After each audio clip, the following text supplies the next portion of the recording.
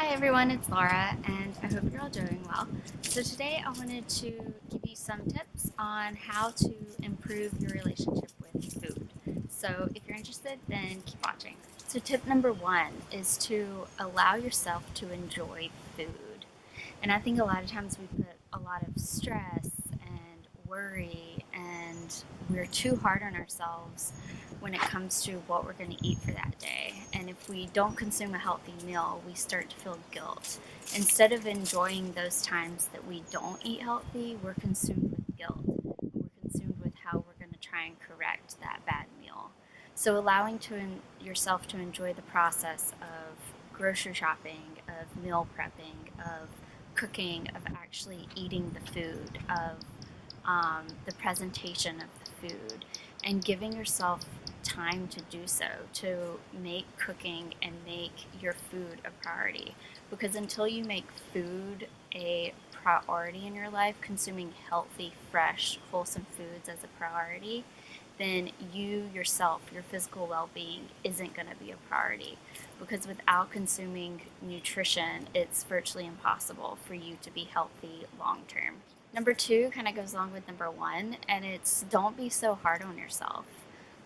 If you are craving something that's not healthy and you have some of it, then enjoy the process, and the next meal make healthier choices. Don't view food as this struggle, as this kind of difficult relationship that you're in, but instead allow yourself to enjoy the unhealthy foods as well as enjoy the healthy foods. And as long as you're making nutrition and consuming nutrient dense foods a priority, then you'll get there. You know, like we all have hiccups in life, whether it's with dieting, exercise, whether it's in our personal life, our career. We all make mistakes, we all have hiccups, and enjoying the journey and not being so hard on yourself when you're not quote unquote perfect, because none of us are perfect. Number three is don't be afraid of being hungry, and at the same time, don't be afraid of feeling comfortably full. You know, like our hunger cues and our fullness cues are there for a reason.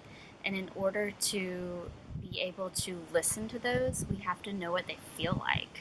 In order to know when your body's actually hungry, you have to physically feel hunger. And the same goes on the opposite end. In order to know what it feels like for your body to be content and to be full, you need to know what it feels like to be comfortably full.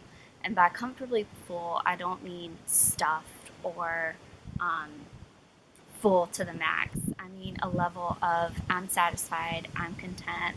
Um, I recognize that I don't want any more food. In addition to that, I don't need any more food. And if you're someone who's having trouble identifying these cues, I really challenge you to slow down, to make mealtime a time where there's no distractions, where you're completely focused on your meal, and make it a priority to slow down.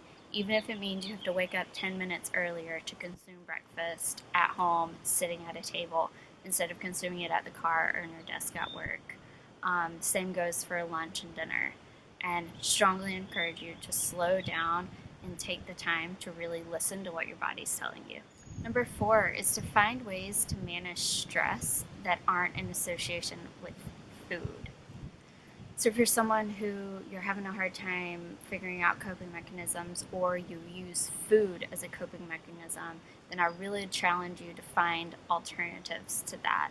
Because when you're bringing these strong emotions and combining them with your relationship with food, then oftentimes it doesn't work out and the relationship ends up being really bad and ending really badly. Same with personal relationships. If you bring a whole lot of stress into a personal relationship and you're not doing things to deal with them, or you don't have any coping mechanisms, it's not going to end well.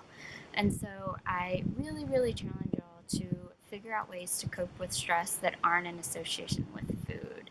And even I know a lot of people sometimes use meal prep as a coping mechanism, and I recognize I'm the first to admit that that calms me down as well, and that's great. But having other ways of coping in your pocket, whether it's going for a walk, whether it's exercising, whether it's talking to a friend, whether it's reading, whether it's meditation, whether it's yoga, whether it's just sitting outside and just being still for a few minutes, whatever it may be, trying to figure out other alternatives that aren't in association with food. So my next tip, and I can't stress this enough, is to focus more on what you're eating, consuming nutrient-dense foods, than size.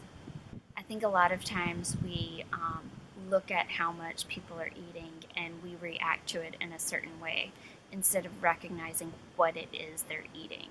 So if you're someone who you're consuming really fresh, wholesome foods and you're listening to your body, then it shouldn't matter how much you're eating because you're listening to your body, and you should be able to identify those cues and recognize what your body needs. But if you're someone who is you're focusing and you're eating more with your eyes and what's on the plate and how much is on the plate, then you're not listening to your body. And so I challenge y'all, another challenge, like this, like the fifth challenge of the video, but I really challenge y'all to start focusing more on the quality of your food and what it is exactly that you're eating than how much. I'd rather y'all consume 2 or 3 oranges than consume one of those like 100-calorie packed processed snack items that isn't really food, that in no way comes from nature. And when you focus more on the quality of your food and less on the quantity, then the quantity follows suits when you're listening to your body. You know exactly how much your body needs, and you don't need to be concerned as much with how much you're consuming. When I tell people how much fruit and how much vegetables I eat, they're shocked. Like they don't believe how much I eat. And I don't let that bother me because I know that I'm providing my body with the nutrition that it wants and it needs. And I know that what I'm doing for myself is working for me. So I really challenge y'all to do the same. If you're someone who you are craving a massive salad, then do it. If you're craving a bunch of wholesome, fresh, plant-based foods, then listen to your body and do that instead of focusing more on, oh, well, I just had this small amount for breakfast and I'm still hungry. Well, then that's your body telling you you need a little bit more, and that's fine. Everybody's different. Everyone needs a different amount of nutrition, of protein, of carbs, of fat, of nutrients, of everything. And a lot of the standardized numbers that we have are based on the general population, and they're in no way individualized. And so even when I calculate nutrition needs for people, those are estimations. Like I provide a range because I'm not really sure where you fall into that range. So I really challenge y'all, focus on the quality, not the quantity. So I hope these tips helped y'all out. If you have any questions or comments, feel free to leave them below. Also, if you have any suggestions for future videos, feel free to leave those below as well. I'll leave a link below to my book. It's all about living a plant-based lifestyle. If you're interested, then feel free to check that out. And I hope y'all are all doing well, and I'll see you in my next video. Bye.